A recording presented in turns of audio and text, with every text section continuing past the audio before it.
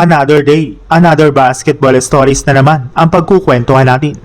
At ngayon nga ay pag-uusapan natin ang balitang lumalakas na nga po ngayon ang San Antonio Spurs at ang balitang meron na naman nga pong out sa Los Angeles Lakers.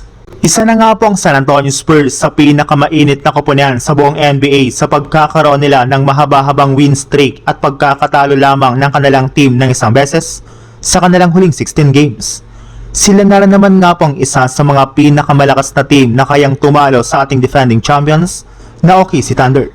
Yes, ang Spurs nga pong itinuturing ngayon na tinik sa West, pero hindi rin naman nga po nila yan magagawa kung hindi dahil sa kanilang superstar big man na si Victor Wembanyama.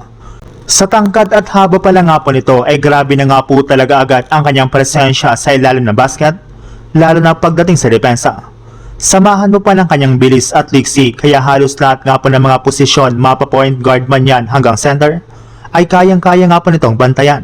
Kahit man nga po hindi niya kayang supalpalin ang bola ay sa kanyang presensya pa lang ay literal rin naman nga po na nababothered nito ang tira ng kanilang mga kalaban.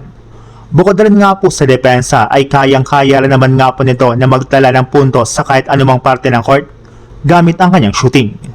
Sa ibang balita naman, matapos nga po ang 3-game win streak ng Los Angeles Lakers at manalo noong nakarang araw laban sa Minnesota Timberwolves, ay kakalabanin na rin naman nga po nila ang kupunan ng Chicago Bulls na isa sa mga nagtatangking ngayong season sa Eastern Conference. Maliban nga po sa pag-trade ng Bulls sa kanilang mga veteran players, ay malimit na lang naman nga po nilang pinapaglaro ang kanilang mga key players sa kanilang mga nakalipas na laban.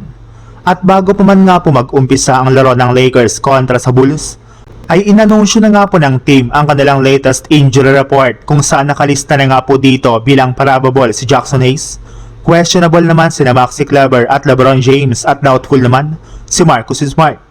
Simula nga po sa pagiging out ay in-upgrade na nga po ng Lakers sa questionable ang kalagay na LeBron bukas ng umaga. Ibig sabihin, papakiramdaman nga po ng team at ni LBJ ang kanyang pangangatawan kung pwede na nga po siyang makabalik at makapaglarong muli sa kanilang lineup.